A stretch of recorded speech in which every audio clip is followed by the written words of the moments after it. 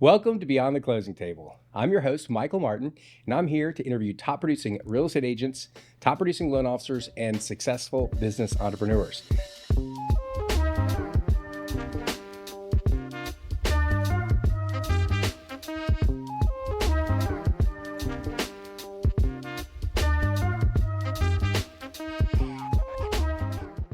I'm really excited to have Kelli Smith here today with me with ERA.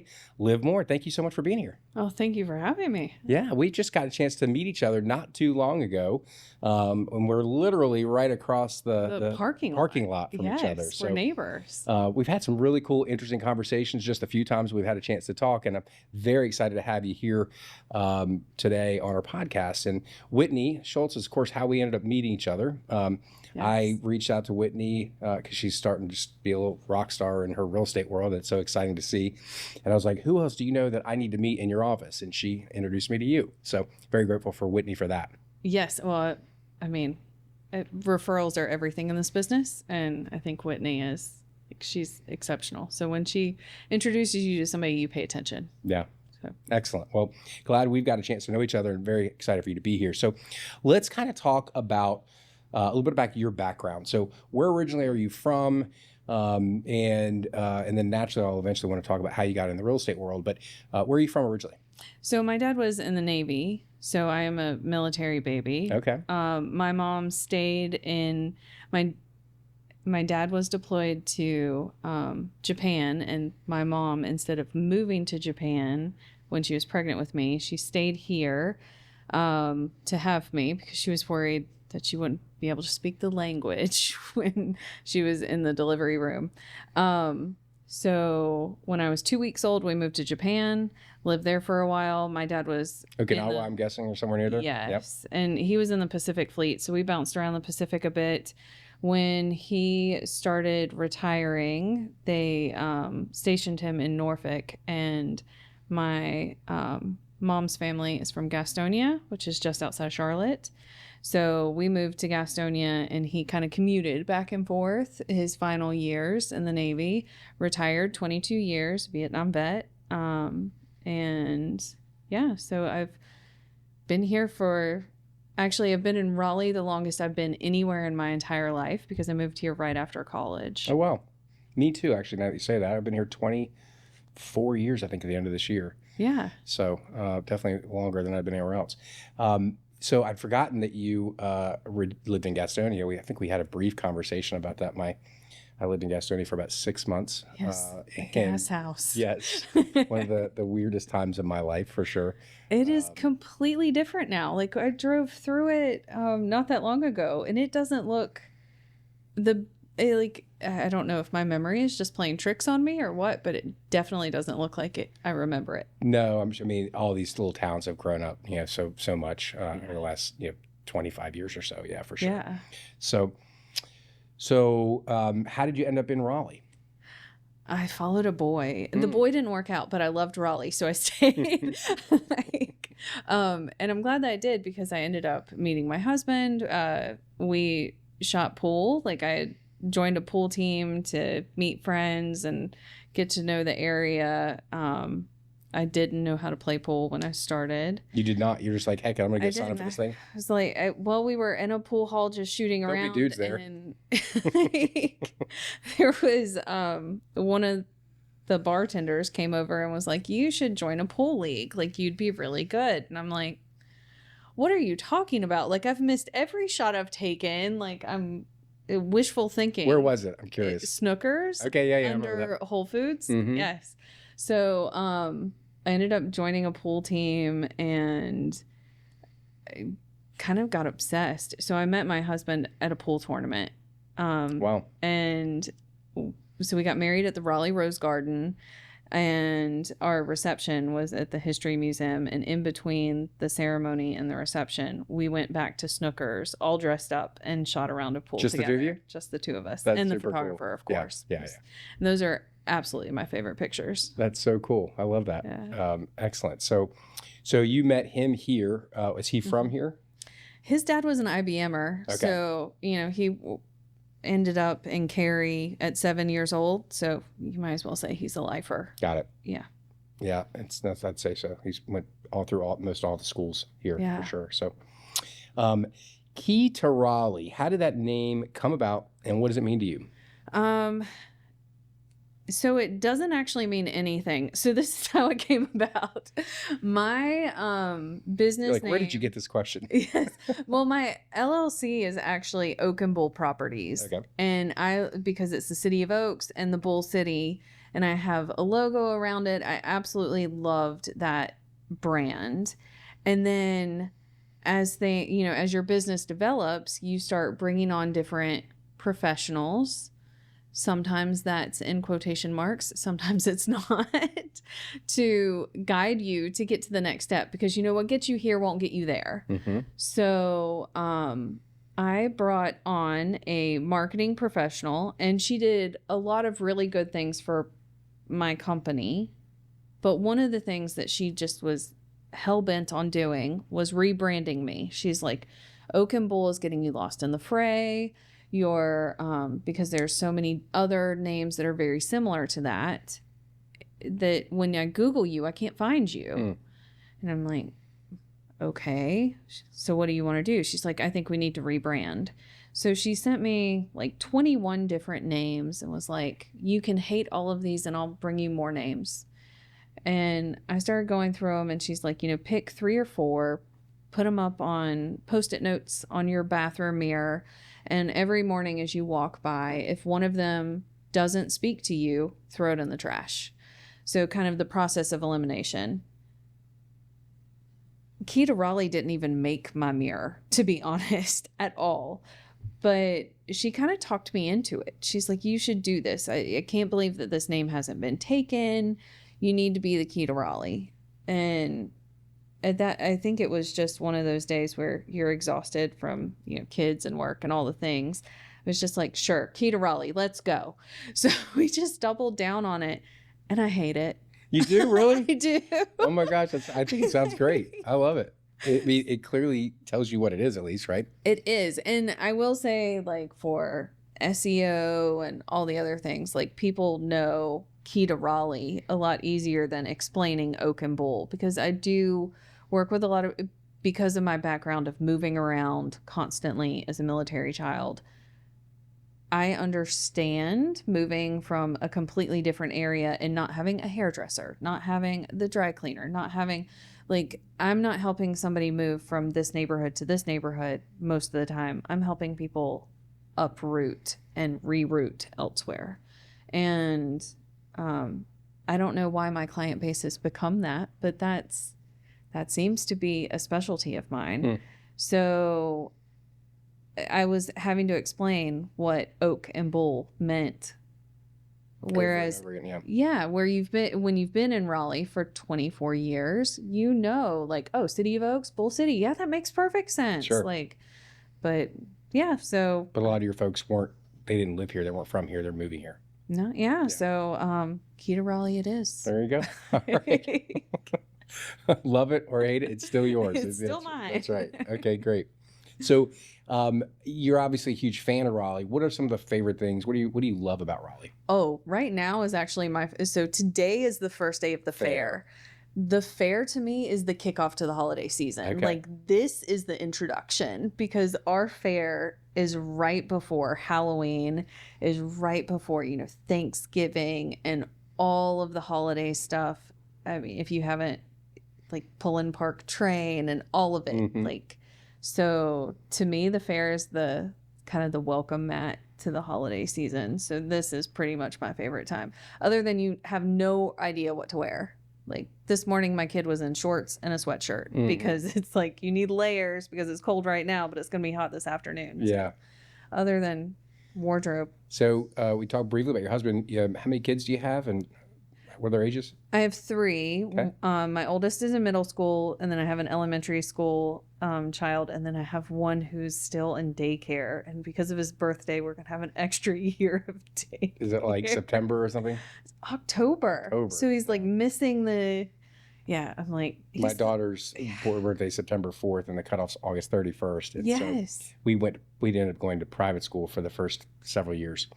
She went to Thales. Yeah. And then we ended up moving over to a magnet school, Moore Square Magnet, in 5th grade, Yeah. which worked out great in 2020. That's a different story, but yeah. Yes.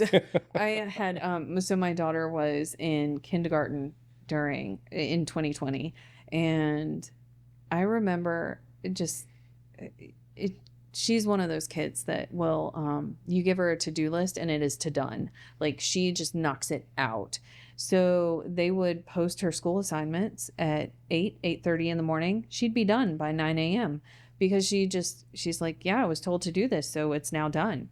So then she got the rest of the day. I know. So I'm like, well, throw your mask on. Let's go. We got houses to show. Like, so, the amount of times that even now I'll go, for people who have bought a house during COVID and now they're looking to either upsize, downsize, right size, whichever way you want to go, or, life happens. I go and for a listing appointment with them and they're like, oh, how's she doing? They'll ask their client about you. Yeah, they're asking about my kid. Like, I'm like, that's great. That's funny. So, yeah. And she's become quite the little stager. She's like, I really think we should put this over here, or no, those towels need to go in the half bath, or I'm like, run with it, darling. Talents are popping out. Run with it. Yes. It's funny. My daughter is 16 and she keeps saying, Dad, I want to be on your podcast. I'm like, okay, well, it's for business owners and real estate agents and mortgage lenders, which you are none at this point. What would you talk about? Yeah. She's like, I don't know. We'll figure something out. So I got to have her. She's got a big personality. She would be a lot of fun. So I got to figure out what we're going to do. At some point, we'll have to have her on. But. So my daughter starts a new business about every week. So we could just get the two of them together. Go. I love it. Yeah. I love it. That's great. Cool. So you're not just an agent. You're also a sales manager. I don't know if that's the right title. Are you the BIC or are you the sales manager? So I am BIC eligible, but I didn't want to be the BIC because I don't want to recruit. With small children, recruiting is a job of its own. Sure.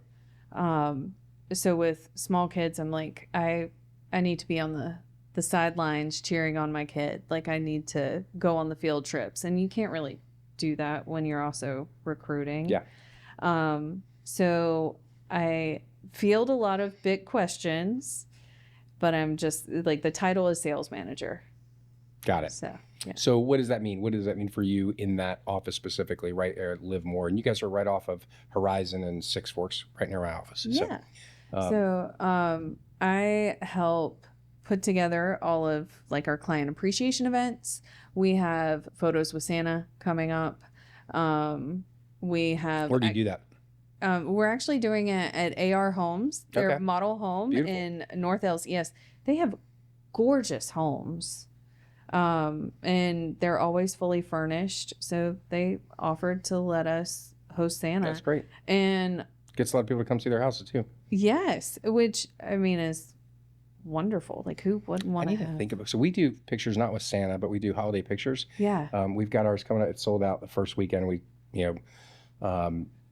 put an email out to our database, and literally I think we had 4 spots by Tuesday, and then it was done. Like after that, so but I've got people email me now. I've got an idea. I was like, lady emailed yesterday. She goes, hey, I don't know if you're starting a wait list or not, but would you do that for somebody that may fall out? And I was like, great idea. I'll be happy to add you to that and have Taylor manage that for her. But then I thought, what I need to do is save a certain amount of spots and say, if you get a referral, if you send us a referral, you get bumped to the top of the list. Oh, yeah. Or at least a review or something, right? So anyway, we do ours at a park typically. We've done it, several of them over at Umstead. This year we're doing it, I can't remember the name of the park, but it's up like kind of near Wakefield. Okay. Up that direction, almost not quite that far. But so those are always, I mean, we fill them out instantly. They're just so I need to hire more photographers, I guess, just to manage it better, because there's only so many hours you could do it in the right light and all that kind of stuff. Yeah. So. Well, we're doing indoors, which we'll see. Yeah, it's a little bit easier. Then you don't have to worry about the weather or any of that stuff. So. Yeah, but yeah, we're doing Santa, and it's funny. The Santa's been on ABC, so I highly recommend Photos with Santa. Like. The photographer is going to be there for a few hours before Santa. So if somebody just wants a headshot and doesn't want Saint Nick in the background. Yeah, And that's perfectly fine. But yeah, I think the photos are a really good thing.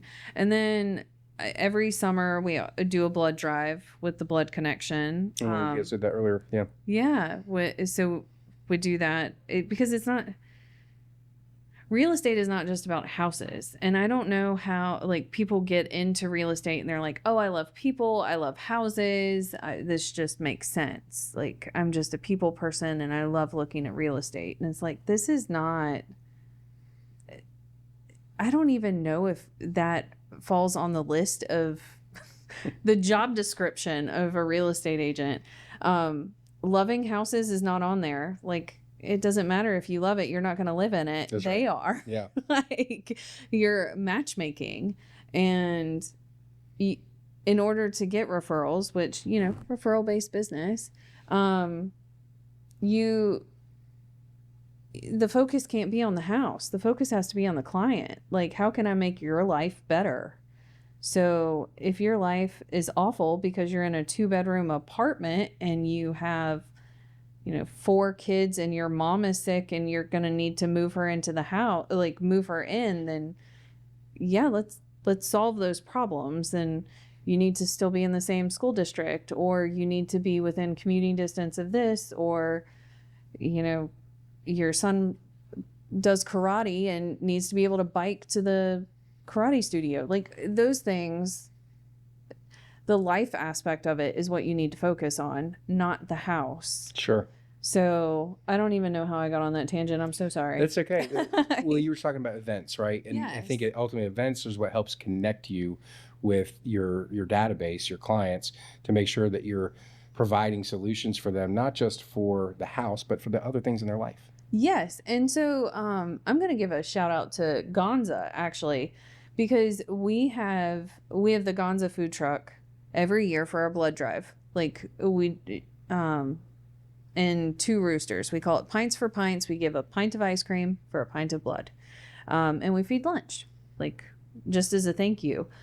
During COVID, when people were really afraid to be near anyone and we were all 6 feet apart from each other, we had our blood drive. Gonza showed up, like, himself showed up. And I was sitting there talking to him in line, and after we talked for probably 45 minutes waiting to get in the blood drive van, which only had so much capacity because of COVID, Sure. I was like, oh, hey, I'm Kelli, and stuck my hand out. He's like, hi, I'm Gonza. And I was like, wait, what? And he's shown up to so many blood drives and he's so community oriented.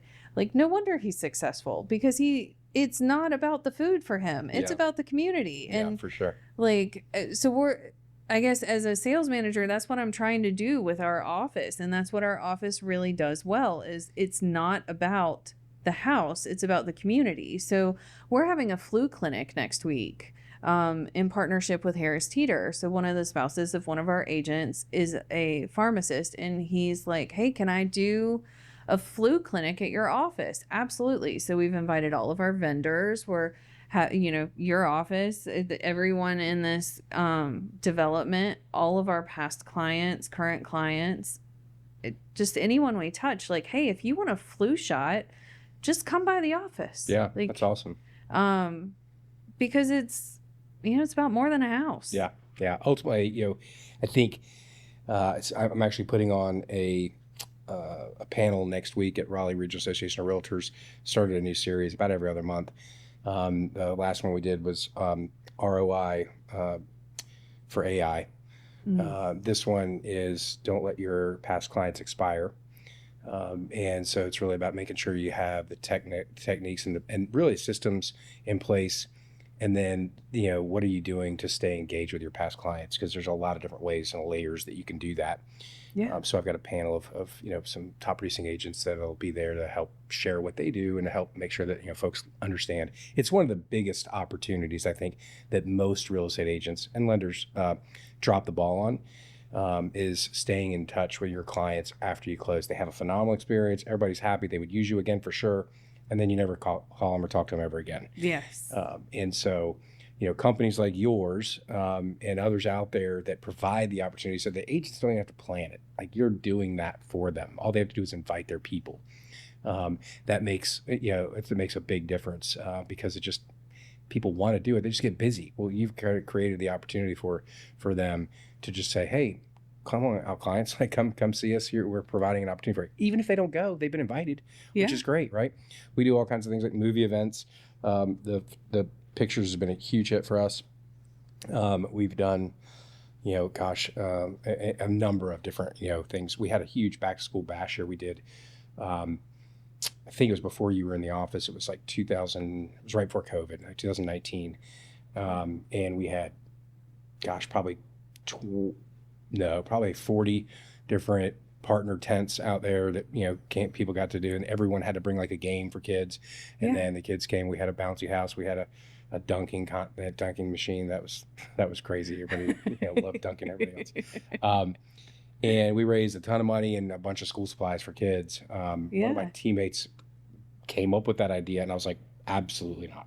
No way. It's like so distracting, like the amount of work it's going to take to do all this stuff. And she's like, I got it. I'm like, if you got it and I don't have to be involved in all that and I'll help support it, then I'll get the people here if you plan it. So we ended up doing it. It worked really good. And then COVID happened, so we didn't do it. It kind of changed our behavior. And also she still works with Fairway, but she moved to Winston-Salem, so she doesn't work for our team. So she's the one that definitely. If you ever wanted to do that again, I would be totally on board to help with it. We will definitely talk more about that for sure, because it was a really cool back to school event. Yeah. Well, it's funny because my sister is a teacher. She's a high school teacher at Apex High School. Okay.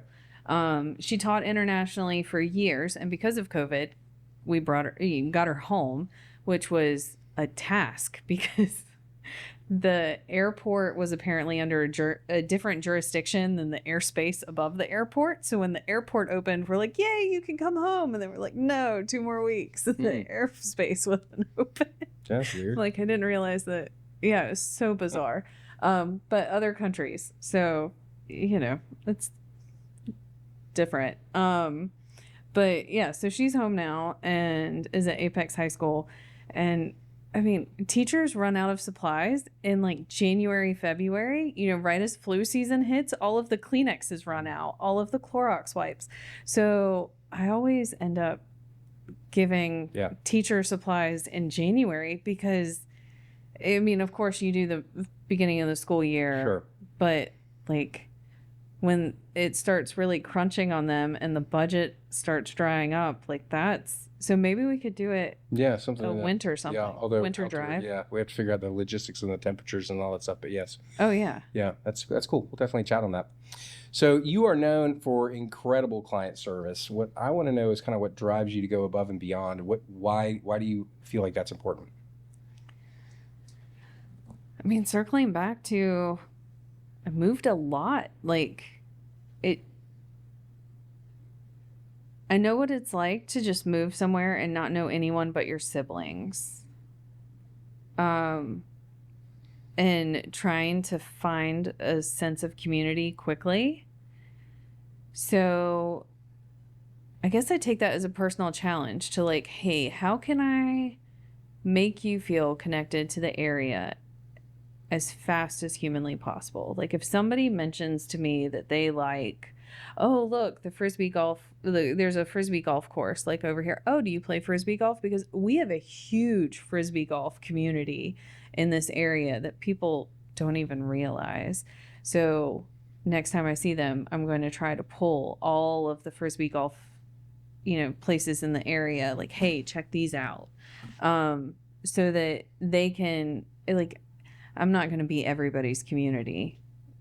I just don't have the bandwidth. Sure. And I don't, I'm not going to be everybody's cup of tea. However, if I can help you tap into your community and your cup of tea, like that gives me a lot of joy. So it's not completely altruistic because I also want, I want to help them, but you do get joy out of helping other people.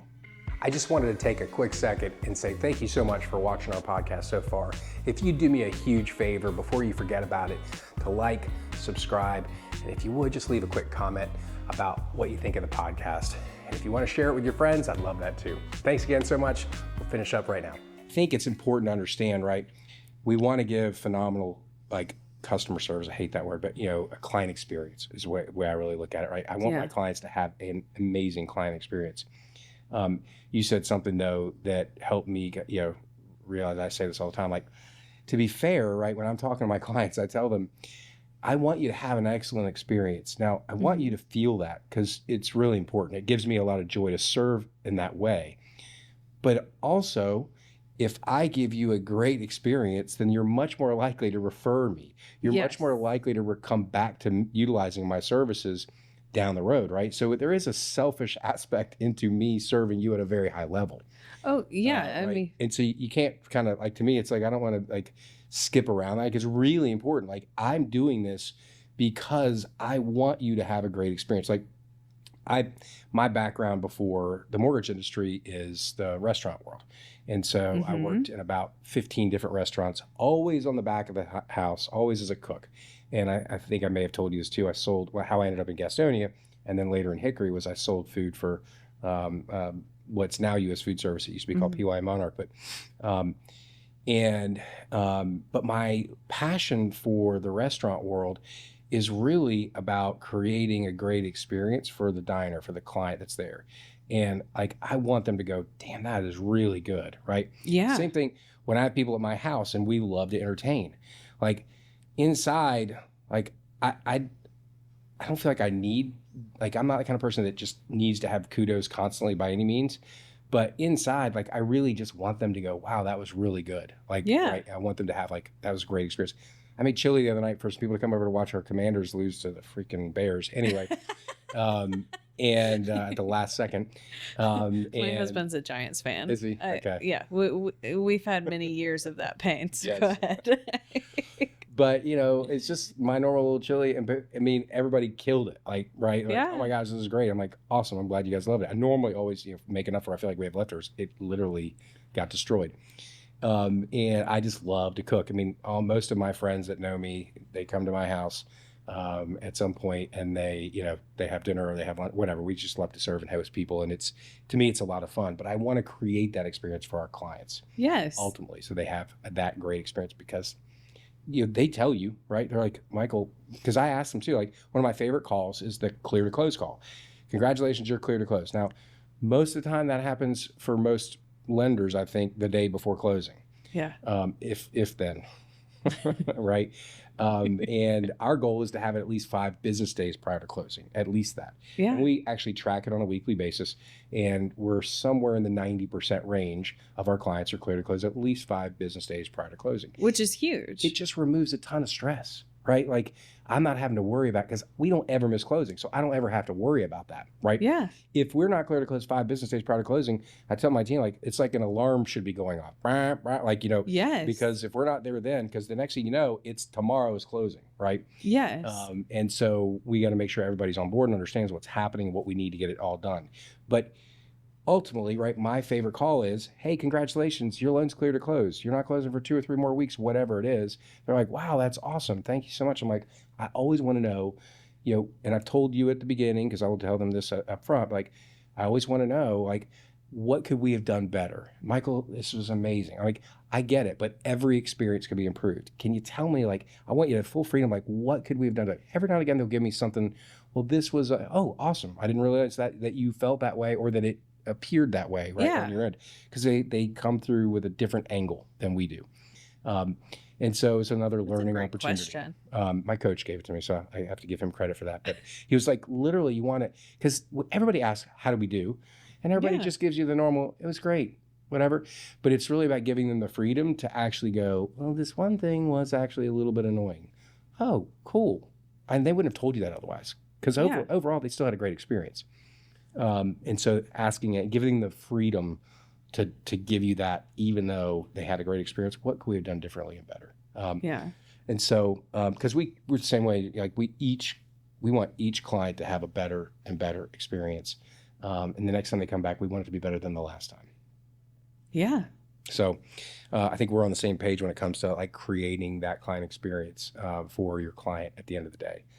Um, you have a family and you run a real estate business and you're a sales manager. So real estate can be 24/7.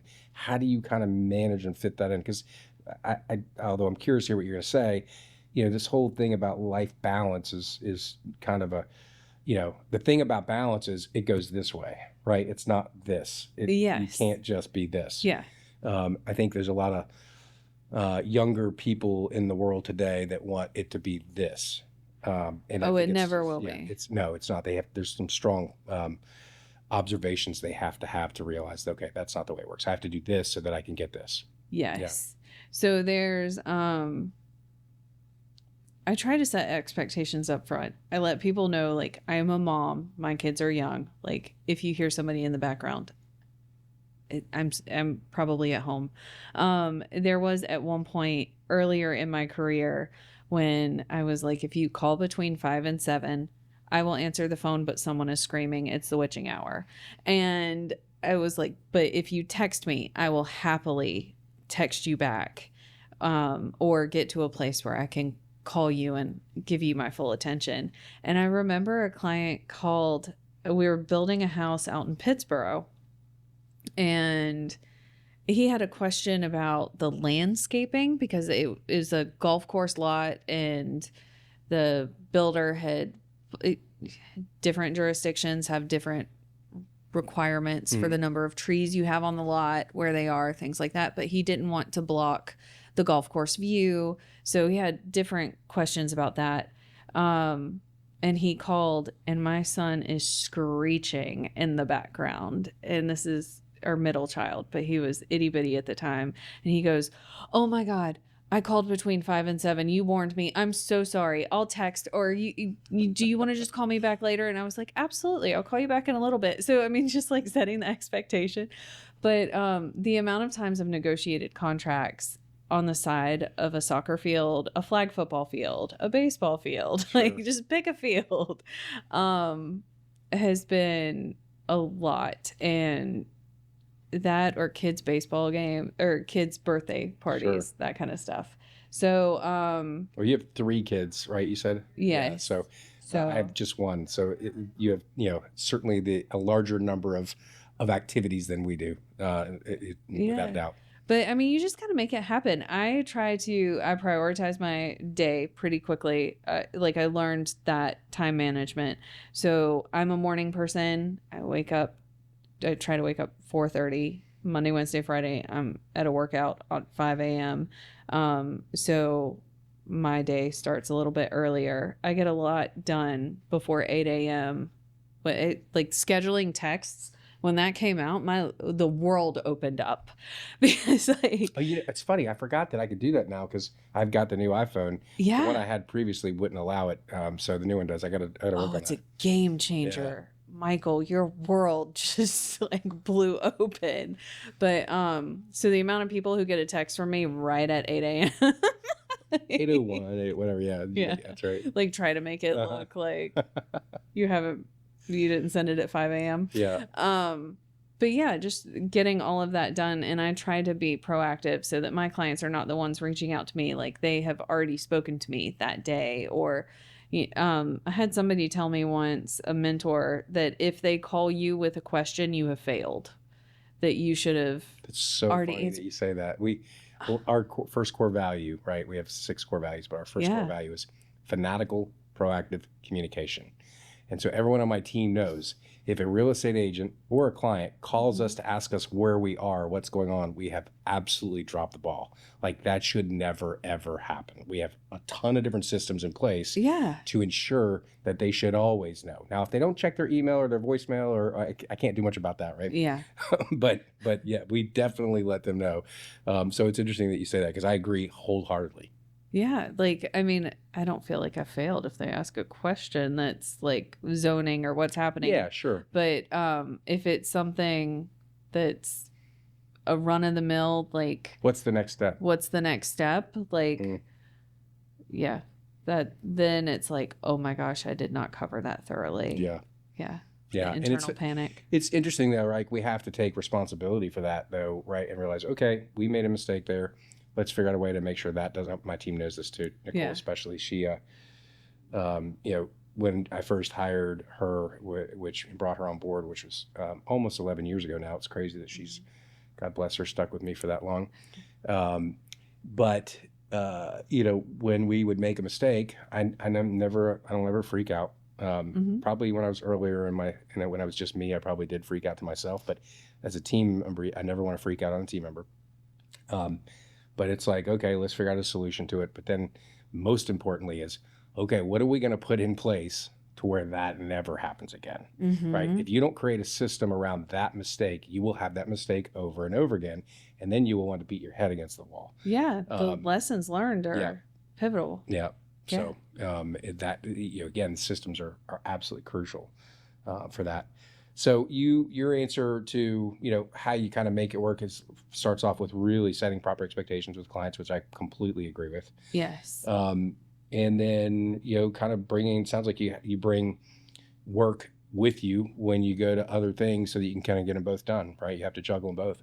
You have to. Yeah. Yeah. It's not. I mean, the reality is you don't need to watch every single practice, the entire practices, right? The games might be a little more important, but the practice specifically not.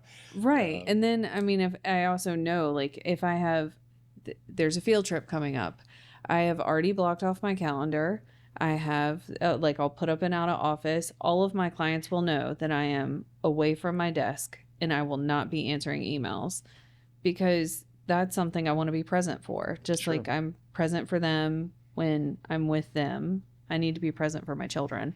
So it's, setting I'm talking to you now because I'm not going to be available to talk to you tomorrow. However, if something happens, text me. I am reachable, but I am not going to be at your beck and call. Yeah. And I think having those clear expectations, hopefully I'm modeling good expectations with my kids. Yeah. Like the boundaries, but I definitely have not held those boundaries the entire, all of my career. That is a hard lesson learned. That's something that I wish I had implemented sooner. Speaking of that, it's something, I don't know if you and I talked about this the last time we spoke or not, but we kind of recently made a decision earlier this summer, which has made it significantly better for Nicole and myself. Because I've always said we work buyer's hours, not banker's hours. So if you need us in the evening or the weekends, just reach out, call us anytime. We're good. And we've gotten burned so many times throughout the years where we've gone out of our way, gone away from our family to do something for someone, help them get under contract, do whatever. And then they leave you for $500 in closing costs, right? And they wouldn't be under contract without you helping them over the weekend because they weren't prepared. Yes. And where I got really frustrated earlier this summer with this, and I'm like, what am I doing? Why am I still doing this? And I finally just kind of came to the reality, you don't have to do this anymore. And the reality, I just always have.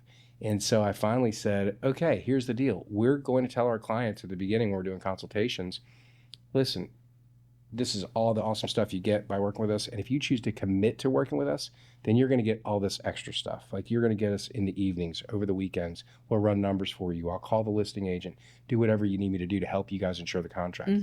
If you're not committed to us, know that that's not something I'm able to do for you because I can only do that for certain clients. And it's not fair to my family to be able to do that, right? And so it has been just a total different game changer for the weekends now for us. Because, it's not fair for us to just drop everything we're doing for a client that's going to just use us. And so we've also engaged in our partners to say, hey, listen, if you need me over the weekends, I just need you to have a conversation with your client. If they're not prepared and we're going to jump in and help, then they need to be committed to working with us. Yes. And if not, then they can call Rocket, right? Call wherever they want to go. Yeah. So, well, I mean, you can find it cheaper, but it's you get what you pay for. Yeah. This industry is not I was talking to one of the people in your office Nicole, earlier. Yeah, Nicole earlier today about The Full Fee Agent by Chris Ross. He has a story in there where he's like, I am full service, full fee. And when people try to negotiate, especially on the listing side, like listing commission, after the NAR settlement, everybody's like, oh, commissions are negotiable. They've always been negotiable. Yes. Always. And they've always been up front in North Carolina. I know that the rest of the country was a bit behind us, but c'est la vie.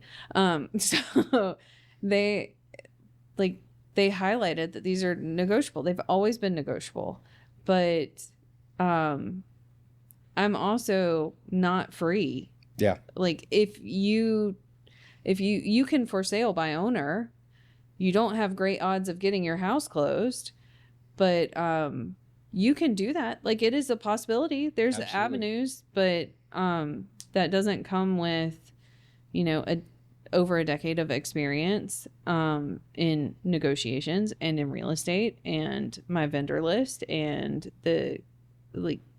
all of the experience and processes and hard lessons learned over the years that come with it. Like I see we know who Lee Brown is at Charlotte. Yes. Yeah. So I just saw a video this weekend that she dropped. I guess some person's come out with this thing that says basically real estate commission has really been a real estate tax. And it's this person came out with this whole theory that homes are overpriced because real estate agents getting paid commissions. And her theory was like, well, that is asinine, first of all, because you don't have to use us. And we're negotiable. Like it is one of those stupid things. If you want to go buy a $500,000 house on your own, good luck. Right? Like, yes. Good luck. Yes. I am a firm believer that real estate agents are the best value out there at just what everybody was saying 6% before. So by the way, to be fair, the best or the worst, depending on who you choose. Truth. Right? Like truth. Like yes. my favorite saying is one of my buddy Turb uses, who you work with matters. And he stole that. It does. Everybody else stole that too. And you see it all over the place now, but it truly matters. Like it really matters. Yes. And not just, for the client experience, like the whole thing. It's like, if you have a realtor that doesn't have a strong lender who can actually get it across the closing line, it's going to be turbulent. And I have sat down or a great inspector or a great attorney. Like there's so many different people you guys work with on a regular basis that you have great relationships with if you do good business. Yes. And the amount of home inspections are 90% legalese. They just have to be. Mm-hmm.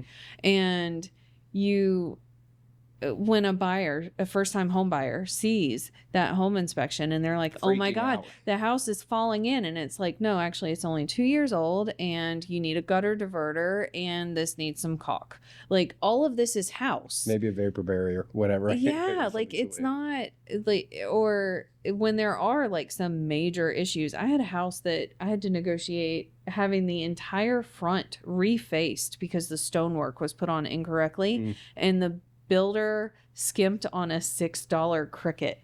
I'm like, you've got to be kidding me. Like it wasn't a cricket. It was a piece of flashing. Sorry.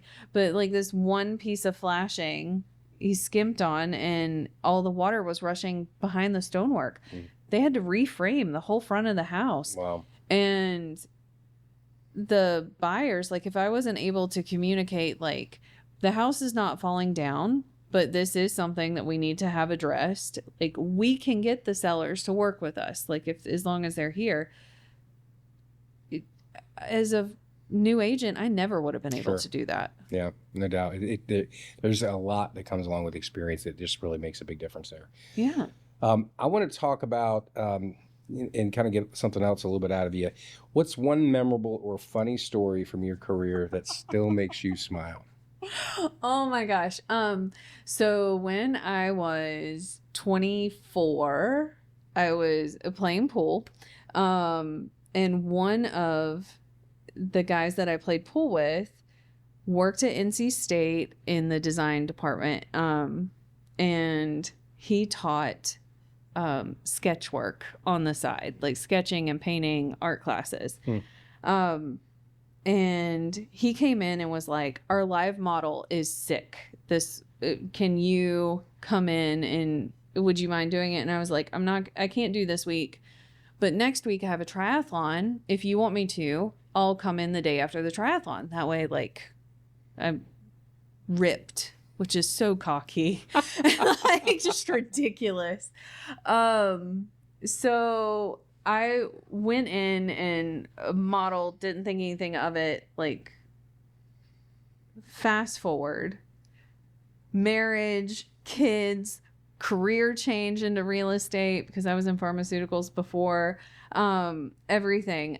I get a referral from a friend, and I go in to this house. It's a split foyer. So my listing process, I introduce myself. We put down stuff it's typically the kitchen table. And I grab my folder and I start making notes. I'm like, let's walk the property. Like, let's do it. So I'm walking the property, making notes on my notebook, everything upstairs. We go downstairs, and the husband had been kind of like looking at me sideways, like kind of every once in a while I just catch him like kind of looking at my profile. And I'm like, it's kind of weird, whatever, like just kept going. We get downstairs, walk in, and they have a game room. It was a big bonus room with a beautiful bar and a pool table.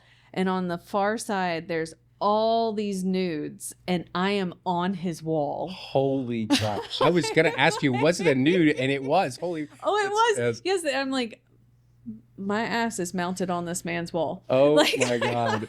That is hilarious. I turn beet red. I'm probably turning red right now. Oh my gosh. So how did he react to that? I just and his held wife, my how did she? pen up, and I was like, so I think we should neutralize this artwork in here. Did he put it together? Obviously. Oh yeah. He was like, I was wondering if that was you. Oh my gosh. Oh my God. Kelli. Like, a solid 10 12 years like since I had done that picture, and I don't know why it didn't occur to me when I agreed to model that, starving artists would want to eat, or like an artist would want to sell their artwork or something. So well, was he the one that painted it, or was he bought these nudes? No, he bought it. Oh, that's wow. So in Cary, there's like a little art studio in gallery, where Serendipity is, the coffee shop. So in that little L shape in the corner, there's this art gallery, and that was where we did the class. And I guess he bought the piece there. And I just remember, like, I got the listing, and his wife was so generous. She was like, oh, I think I like the piece better now that I know the muse. And I was like, you're very kind. Wow, that's awesome. My story is nowhere near as good as that from that perspective. We used to give these pieces of art, like one of the people on my team used to do, she created, I had this idea, but she totally, I have lots of ideas, and I just find other people to figure out a way to go get them. And she was great at like Canva, right? So what she did is we'd find all these, and there's probably one around here somewhere outside, but basically all the street names like around in the neighborhoods around where the house you're buying is. And so we would put all like, let's say it was Bedford, you're buying a house on whatever, some street in Bedford. It would have like Bedford Town, right? And then it would have, the other neighborhoods, River Run, and then would have like, Wakefield, whatever, all those different things around that area, Wake Forest, Raleigh. And it was kind of neat. Just in fonts and kind of funky fonts, kind of squirreled. You've probably seen something similar to it. And so it was probably a few years after we'd given one to somebody, as a gift. We were looking at a house online, so like somebody had given us the address. We'd just jump online. We always go to Zillow just to see the property, whatever. And sure enough, looking at the listing photos, and sure enough, our thing was in there, and we were the one, it had to be from us. It actually says Martin Mortgage Group kind of hidden in there. You have to, and we actually put the real estate agent, because we would partner with the real estate, and we'd put the real estate agent's name in there too. And really so neat. We were like, oh my gosh, that person actually was one of our clients that's selling their house now. But totally, yours is way better. Your story's way better. I just got in the car and I was like, oh my gosh, that just happened. And I just remember texting one of the girls in our office, Alex, and being like, remember that one time over a decade ago when you posed nude for like your buddy who was doing a class? And she's like, oh my God, this is the best story ever. That is awesome. We're going to have to wrap up, but I want to ask you one other question, because one of the things you mentioned to me in our very first conversation was that you are a data girl. Oh, yes. And so how do you utilize data? I know you came from a science background, right? Oh, yeah. So pharmaceutical, you said earlier. So how do you utilize data now to help you and your business, but also your clients? Oh, well, right now, I mean, we have this market is bizarre in the current market. It is like very bizarre. I'll give you that. I mean, I put in an offer for a buyer this past weekend. The house had been on the market for 140 days. And in a neighborhood that typically sells in 18 days. So we put in A lowball offer? a lowball offer. Next thing I know, market-driven offer. Yeah. yeah, and next thing I know, we're in multiple offer situation, and I'm like, it's just bizarre. So I had a client yesterday, by the way. I did a consultation with her. We just got the referral on Tuesday morning, got him pre-approved right away, made an offer. I talked to her yesterday because we hadn't heard if they'd gotten a contract or not. yeah, 10 offers, 10 multiple offers on a $650,000 property that had been on, just hit the market this weekend. yeah, Like, that sounds like something that would have happened in 2021, right? Like, it's so weird yes, to have 10 offers right now, but the right properties in the right markets will go quickly. It's the folks that are just way overpricing their properties and need a bunch of work. Well, and you can't overprice Yeah. your property. And the expectation right now is HGTV. Yeah. So your house has to show and it has to smell good. It needs to, it has to be done correctly. So I think showing people the data, like I can put your house on the market right now, but if we did that, it's at this price. If we do these things with these vendors, like I can ballpark it pretty quickly just on experience, and you could get this price, but time is also money. So which way would you like to go? So I think the data helps drive the process, because we don't make the decisions. The buyers make the decisions. The sellers make the decisions. But you do have to advise them. Yeah. Well, you're the expert, right? That's how you show your value at the end of the day. Yeah. I mean, it's like if they can get a better rate putting 10% down versus putting the 20% down, or if they can, it behooves you to tell them that. Absolutely. So, yeah. Cool. Thank you so much for being here. I really enjoyed it. I know our viewers and listeners are going to appreciate it as well. Thank you so much for listening to Beyond the Closing Table. Glad you're here to listen to Miss Kelli Smith, and hope to see you on the next one. Take care. Okay. Thank you.